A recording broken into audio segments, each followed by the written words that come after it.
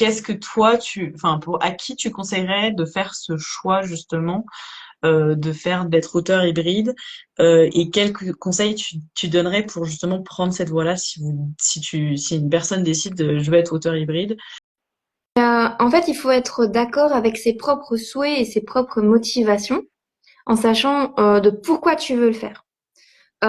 Si par exemple ton souhait c'est de vivre de ta plume et juste gagner de l'argent, bah je suis pas sûre que devenir auteur hybride et aller en maison d'édition soit ton choix. En fait, il faut bien réfléchir ce que va t'apporter vraiment chaque truc. Comme je disais, moi j'avais besoin d'une reconnaissance pour pouvoir faire des ateliers en classe, pour pouvoir postuler à des bourses, pour aussi voyager aux frais de la princesse.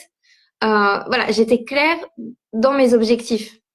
Mais voilà, si tu te dis ton objectif c'est ça, après tu vas regarder les maisons d'édition ben, qui ont les moyens. Parce que tu as plein de petites maisons d'édition, il y a les auteurs, il faut savoir, leurs frais de transport sont pas remboursés par exemple, les nuits d'hôtel non plus. Donc ça Ok. dépend vraiment de ta stratégie, donc de ce que tu veux. C'est vraiment à ça qu'il faut réfléchir et aussi par rapport au temps que tu as et ce dont tu es capable. Comme je disais, si tu tu peux pas écrire plusieurs livres sur une année, ben c'est difficile quand même d'être en auto-édition et en maison d'édition. Aussi Ouais. par rapport au genre, enfin, il y a plein de choses. Après, l'auto-édition reste du coup un bon tremplin par rapport aux maisons d'édition parce que tu as déjà prouvé que tu étais capable de faire des choses et tu peux leur parler marketing. Et ça, c'est important au moment ben, où ils vont te défendre et où toi, tu vas vouloir défendre un certain contrat. Et, et donc voilà, c'est à tout ça qu'il faut vraiment bien réfléchir.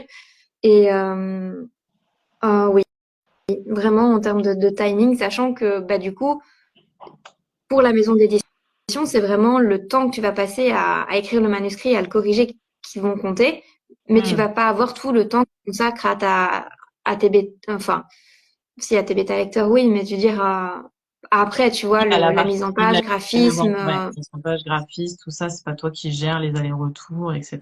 Toi, tu as ton travail de correction et après, c'est de leur côté à gérer au niveau de la création du livre, quoi.